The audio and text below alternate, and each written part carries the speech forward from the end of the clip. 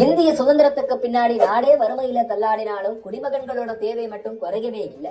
நாட்டை காலி பண்ணிட்டு போன பிரிட்டிஷார் வெளிநாட்டு சரக்குகளையும் அள்ளிட்டு போயிட்டதால பழையபடி கள்ளுக்கடைகளை நோக்கி படையெடுக்க தொடங்கியது குடிமகன்களோட சமூகம். இதனால மார்க்கெட்ல இருந்த தேவையை கணக்கு சிதமா கணிச்சு ஓல்டு மாங்கை இறக்கி விட்டாரு வேதரத்தன் மோகன்.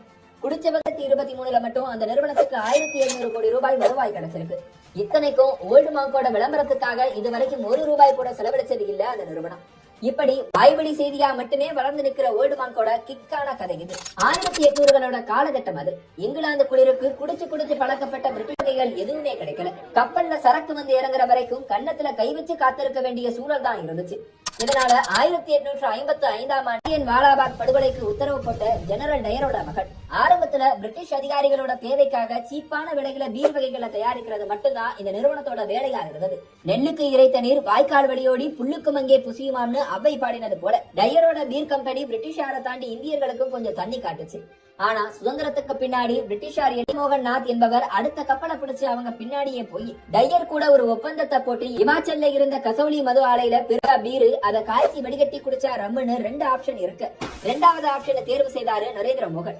கம்பெனிக்கு பேரு மோகன் மேக்கின் ஓகே. ஆனா ப்ராடக்ட்டுக்கு என்ன பேரு வைக்கிறதுன்னு மகன் வேதரத்தன் மோகன். மலை பிரதேசங்கள்ல வாழும் புனித பெனடிக்ட் துறவிகளோட வாழ்வியலாலையும் அவங்க காய்ச்சி குடிக்கிற அந்த காலகட்டத்துல ஓல்டு மாங்குக்கு போட்டியா இருந்த பேக் பைப்பர்னால வெறும் 6 மில்லியன் கேசஸ் தான் விற்க முடிந்தது. மெக்டூவல் செலிப்ரேஷன் நம்பர் 1 ஓல்டு மாங்கு பக்கச்சு அசத்துச்சு ஓல்டு மாங்க். இதுக்கெல்லாம் முக்கியமான காரணம் ஓல்டு மாங்கோட தயாரிப்புல இருக்க நுணுக்கங்கள். காய்ச்சி வடிகட்டுற ரம் வோட்கா இன்னொரு வகை. இதுல காய்ச்சி வடிகட்டுற வகைகளுக்கு தான் மவுசு அதிகம். ஏன் அப்படின்னா நொதிக்க வச்ச மது வகையில 15 விழுக்காடு தான் ஆல்கஹால் இருக்கும். அதையே காய்ச்சி அவங்க மூளையில போய் உட்காருது. இதனாலதான் ஓல்டு மங்குக்கான மவுசு மங்காத புகழா இந்தியா முழுக்க இருக்கு. ஆனா வில்லன் இல்லாம போனா ஹீரோவோட மவுசு எப்படி எதிரும்? அந்த காலகட்டத்துல ஓல்டு மங்கோட ரசிக கூட்டத்துல பெரும்பாலானவங்க தமிழ்நாட்டுல தான் இருந்தாங்க. கிட்டத்தட்ட 20 விழுக்காடு ஓல்டு மாங்க் தமிழ்நாட்டுல மட்டுமே விற்று தீர்த்திருக்கு. ஆனா 2003ஆம் ஆண்டு தமிழ்நாட்டை திருத்தம் செய்து ஒட்டுமொத்த சில்லறை மதுக்கடைகளையும் அரசோட கட்டுப்பாட்டுக்குள்ள கொண்டு வந்தது. போதாக்குறைக்கு ஆளும் அரசுகளுக்கு மதுபான நிறுவனங்களுக்கு மட்டுமே டெண்டர் கொடுக்கப்பட்டு அந்த மது வகைகளால் மட்டுமே டாஸ்மாக் நிறைக்கப்பட்டது. இதனால டாஸ்மாக் இன்வென்டரியில இருந்தே ஓல்டு மாங்க் மறைஞ்சது. இதை தடுத்து நிறுத்த விலையை கூட குறைச்சது ஓல்டு மாங்க் நிறுவனம். ஆனா அது இன்னொரு பெரிய இடியை இறக்கியது.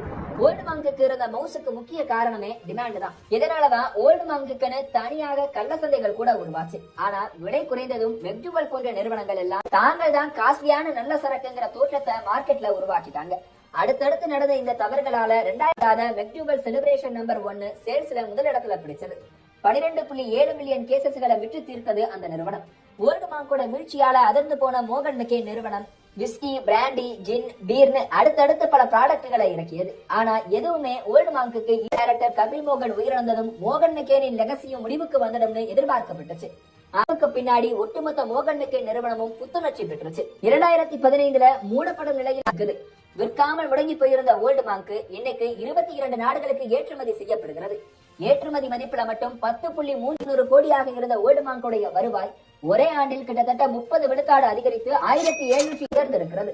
அழிவோட விளிம்புல இருந்து மீண்டிருக்கும் ஓல்டு மாங்கோட இந்த கதை குடிமகன்களுக்கான கிக்கான ஒரு இன்ஸ்பிரேஷன் ஸ்டோரி.